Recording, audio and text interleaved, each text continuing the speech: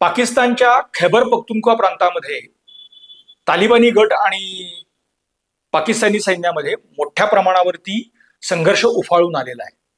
गेली 5 वर्ष जे तालिबान शांत बसलेलं होतं ते अचानक युद्धाला का प्रवृत्त झालंय हे पाहणं अत्यंत महत्त्वाचं आहे।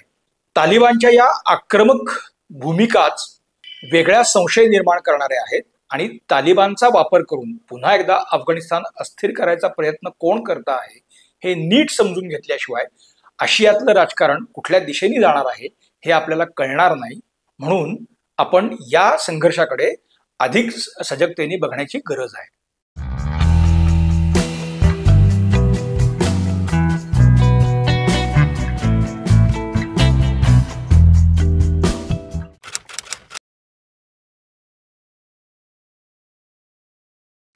नमस्कार, गोजोस्कोप मध्ये आपल्या सर्वांचं मनापासून स्वागत आहे। 2024 सरलेला आहे आणि 2025 हे नववर्ष सुरू झाले। या नववर्षात आपल्या सर्वांना माझ्या आणि माझ्या संपूर्ण टीम कडून शुभेच्छा आहेत। आपल्या सर्व इच्छा आकांक्षा पूर्ण होत अशी ईश्वराचरणी प्रार्थना आहे। आणि आपण आजच्या विषयाकडे वळूयात।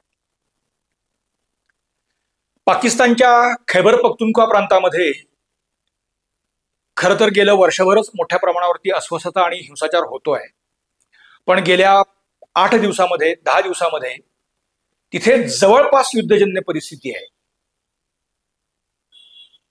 गेली 5 वर्ष अफगाणिस्तानातलं तालिबान सरकार आणि तालिबानी सैन्य हे शांत होतं। कुठे कोणावरती हल्ले करणं किंवा अशा कुठल्याही आक्रमक भूमिका या तालिबानी गटांनी किंवा तालिबानी सरकारने घेतलेल्या नाहीत। एक गोष्ट आपण मुळात लक्षात घेतली पाहिजे, तालिबान असं जेव्हा म्हणतो तेव्हा ती एकच एक एकसंध सिंगल एंटिटी नाही, अनेक गट आहेत तिथे।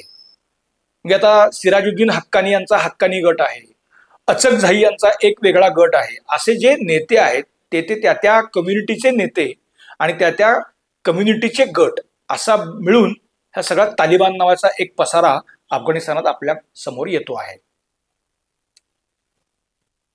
बरं, आजचा तालिबान हा आपण जरा वेगळ्या अर्थाने समजून घेण्याची गरज आहे।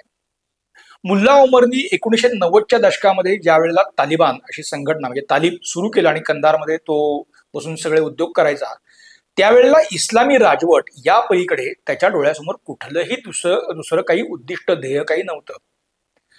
म्हणजे तिथे रशिया तिथून मागे गेलेला होता आणि एक पोकळी म्हणायला हरकत नाही नवं सरकार नजीब यांचं तिथे आलेलं होतं। अर्थात ते साम्यवादी विचारसरणीच होतं आणि ते या सगळ्या कट्टरपंथीयांना ते मान्य नव्हतं। तिथे त्यांना आपली एक राजवट अर्थात आणि त्यासाठी अमेरिकेने त्यांना रसद पुरवलेली होती। म्हणजे नजीब यांच्या निमित्ताने असलेले साम्यवादी सुद्धा तिथून बाहेर गेले तर हा संपूर्ण प्रदेश अमेरिकेला आपल्या टाचेखाली आणता येणार होता। म्हणून हे तालिब सक्रिय केले गेले। तेव्हा त्यांचं उद्दिष्ट हे फक्त इस्लामी राजवट या पलीकडे कुठलंही नव्हतं। आणि इस्लामी राजवट म्हणजे काय, अर्थात तेही त्यांना काही डिफाईन करता येण्यासारखं नव्हतं। शरिया या एका गोष्टी पलीकडे ते बोलतही नव्हते। जेव्हा ते सत्तेवर आले तेव्हा तिथे त्यांनी ज्या पद्धतीनं नृशंस पद्धतीनं 10 वर्ष कारभार केला ते लक्षात घेता तो तालिबान काय होता हे लक्षात येईल।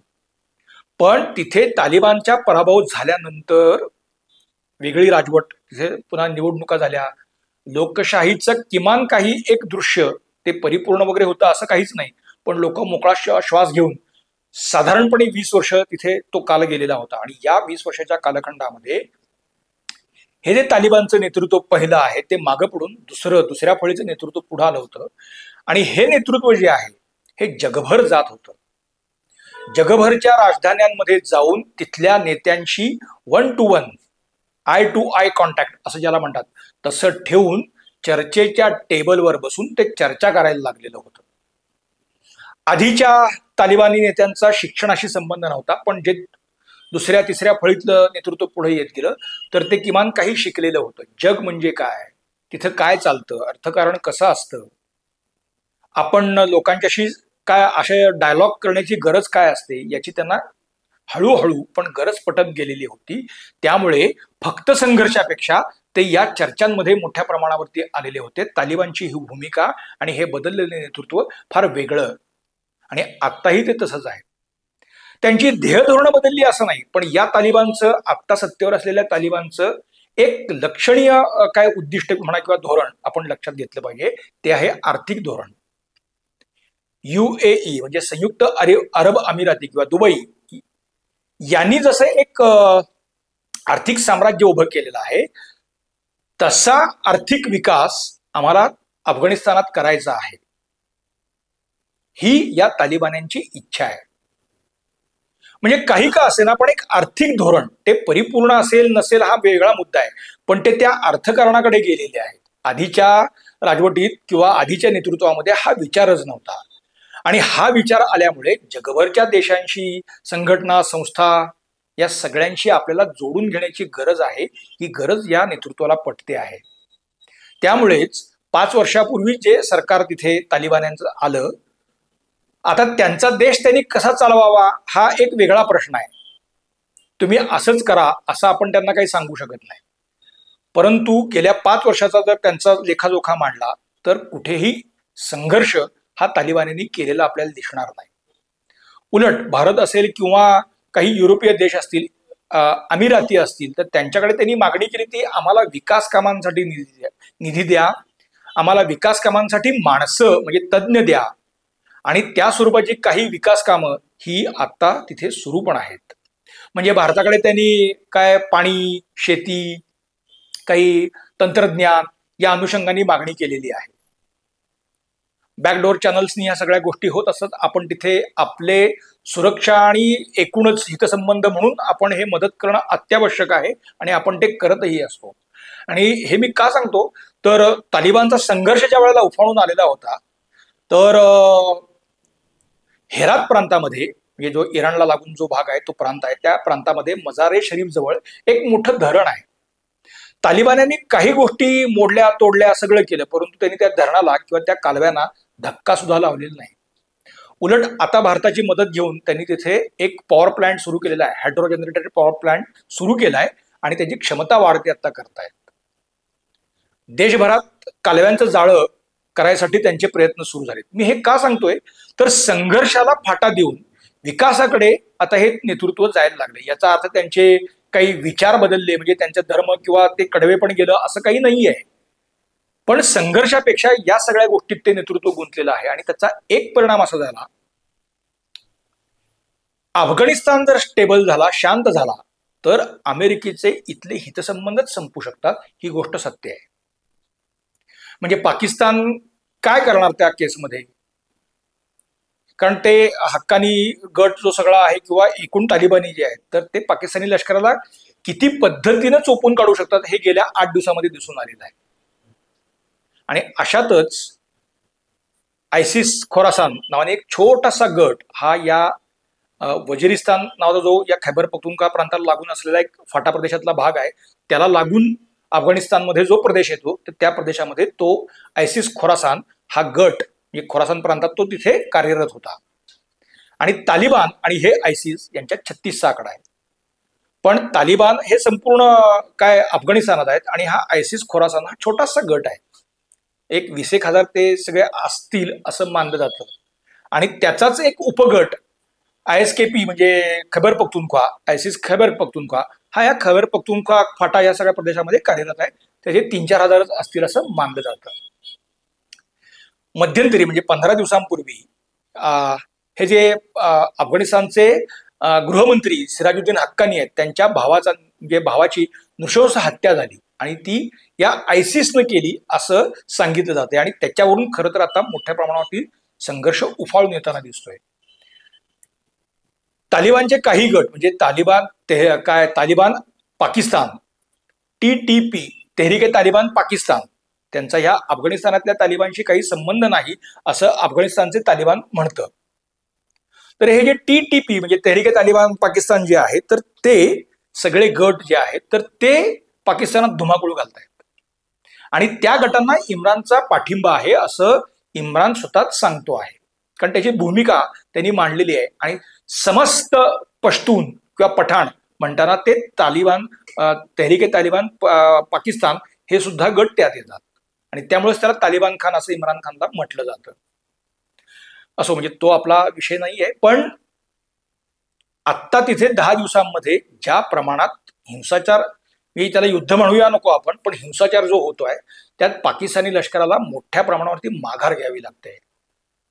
चित्राल सारखा अतिउत्तरेचा जो फाटा प्रदेशातला अतिउत्तरेचा आणि खरं तर अतिशय की एरिया जो आहे चित्राल सारखा, तिथे एक मोठा किल्ला पण आहे ऐतिहासिक, आणि तो सगळा परिसर हा तेव्हाच तालिबानांच्या हातात पडलेला आहे. तिथे पाकिस्तानी लष्कराचं काहीच चालत नाही. आणि आता या सिराजुद्दीन हक्कानीच्या भावाच्या हत्येनंतर म्हणजे दावा पाकिस्ताननी केला की आम्ही एक तिथे हल्ला केला वगैरे या स्वरूपाचा, पण त्यांनी धमकी दिलेली आहे की पाकिस्ताननी जर पुन्हा काही उद्योग केले तर आम्ही पाकिस्तान बेचिराग करू. आणि ते बेचिराग करण्याची क्षमता आजच्या तालिबानकडे आहे, त्यांच्याकडे तेवढी साधन सामुग्री सुद्धा आहे. आणि आता जो संघर्ष सुरू झाला त्यात त्यांनी पाकिस्तानी लष्कराचं एक हेलिकॉप्टर उडवून पण दाखवलेलं आहे. त्यामुळे तिथे मोठ्या प्रमाणात टेन्शन सुरू झालेलं आहे. अशा स्वरूपाचा संघर्ष हा पाकिस्तानी लष्कराला हवाच आहे, कारण भिकेला लागलेल्या पाकिस्तानी लष्कराला, मी देश म्हणणार नाही, तो देश केव्हाच भिकेला लागलाय, पण पाकिस्तानी लष्कराला सुद्धा जगभरातून मिळणारा जो पैसा होता हिंसाचार थांबवण्याच्या नावाखालचा, तर तोही गेल्या काही काळ बंद झालेला आहे. अफगाणिस्तान शांत झाला की पाकिस्तानचे हे आर्थिक स्रोत बंद होणार हे अगदी स्पष्ट आहे. आणि दुसरं, अमेरिकेचे हितसंबंध या सगळ्या प्रदेशात आहेत. जर अफगाणिस्तान स्थिर झाला तर अर्थात अमेरिकेची भूमिका सुद्धा तिथली पूर्ण मागे येते. आणि अमेरिकेची भूमिका किंवा अमेरिका तिथून मागे येणं याचा अर्थ इराणही शांत राहील, वरती उत्तरेला सगळा म्हणजे सीआय स्टेट्स, मध्य आशियाई प्रजासत्ताक आणि रशिया, आणि एका बाजूला भारत आणि चीन असे देश आहेत. म्हणजे ही जिओग्राफी लक्षात घेतली तर अफगाणिस्तानात शांतता ही या सर्व प्रदेशाच्या सुरक्षा विषयक गरजा पूर्ण करणारी आहे. आणि तिथे अमेरिकेला माघार घ्यावी लागेल. तिथे माघार घ्यायला लागणं याचा अर्थ आखातात अमेरिका सीमित होणं, आणि या सगळ्या मोठ्या प्रदेशावरती किंवा आशियाचा मध्य आणि पूर्व सगळ्या भागावरती चीन, रशिया आणि भारत हे एका अर्थाने रूल करतील, ही सुद्धा त्यातली एक शक्यता अमेरिकी धोरणकर्ते कायम लक्षात घेतात. त्यामुळे आता अफगाणिस्तानात थेट अमेरिका कुठलाही हस्तक्षेप करू शकणार नाही हे त्यांनाही माहिती आहे. पण मग असं आयसिस खोरासान, पाकिस्तानी लष्करातले काही फ्रिंज एलिमेंट्स आपण म्हणूया किंवा हे, यांना हाताशी धरून जर संघर्ष सुरू केला तर पुढच्या काळात अर्थात अफगाणिस्तान पुन्हा अशांत होऊ शकेल. आणि एक भाग आपण लक्षात घेतला पाहिजे, आयसिस हा जो गट जे सिरियात ज्यांनी धुमाकूळ घातलेला होता किंवा सगळ्या मध्य पूर्वेमध्ये धुमाकूळ घातलेला होता, ते आयसिस संघटना, ही संघटना CIA या अमेरिकी गुप्तचर संस्थेचीच निर्मिती आहे. ती जेव्हा डोईजड झाली, म्हणजे आधी अल कैदा डोईजड झाली तेव्हा तिचा काटा काढायचा प्रयत्न केला गेला, तो बहुअंशी साध्य झाला, पण त्याचे काही फ्रिंज एलिमेंट्स हे उत्तर आफ्रिकेत आजही आहेत. तसं ह्या आयसिसचा काय पूर्ण नामशेष करायचा प्रयत्न झाला. पश्चिम आशियात ती पूर्ण नामशेष झाली, पण त्याचे काही फ्रिंज एलिमेंट्स पळून आलेले सगळे जे आहेत ते मग असे या ठिकाणी विखुरलेत, आणि त्यांना अमेरिकी काही यंत्रणा मदत करतातच आहेत. त्यामुळे आयसिस गट तिथे आहे, त्याचं नाव काही का असे ना, याचा अर्थ तिथे त्या अर्थाने अमेरिका आहे हे आपण लक्षात घेतलं पाहिजे.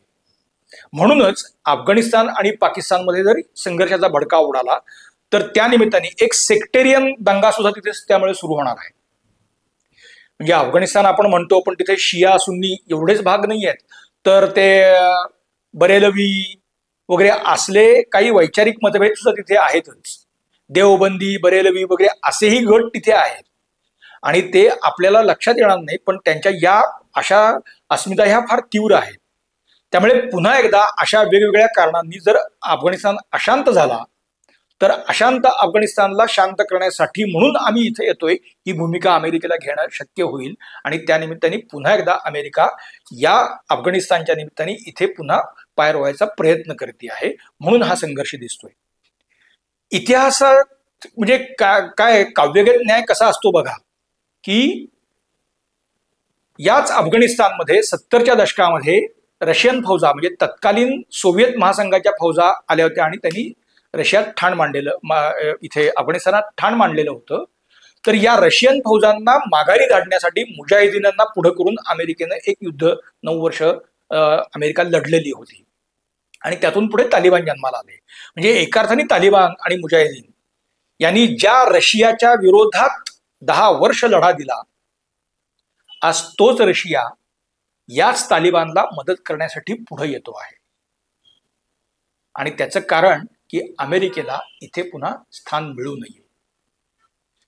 ज्या रशियाला रोखण्यासाठी अमेरिकेने मुजाहिदीनांचा वापर केला, तालिबानचा वापर केला, त्याच तालिबानचा वापर आता रशिया करू पाहतो आहे. त्यामुळे पुन्हा एकदा शीतयुद्धकालीन संघर्षाची परिस्थिती ही भविष्यात अफगाणिस्तानच्या निमित्ताने उभी राहणार आहे. आणि तशी उभी राहिली तर आपल्या राष्ट्रीय सुरक्षेच्या दृष्टीने सुद्धा ती गंभीर बाब असेल. म्हणून या संघर्षाकडे आपण पूर्णांशाने बघितलं पाहिजे. मित्रांनो, म्हणजे आमचा आजचा विषय, आमचं आजचं विश्लेषण आपल्याला कसं वाटतं आम्हाला आवर्जून सांगा. तुमच्या सूचनांचं स्वागत आहे. लाईक करा, शेअर करा, सबस्क्राईब करा, बेल आयकॉन दाबायला विसरू नका. पाहत रहा गोजोस्कोप. धन्यवाद आणि पुन्हा एकदा आपल्याला नववर्षाच्या कोटी कोटी शुभेच्छा.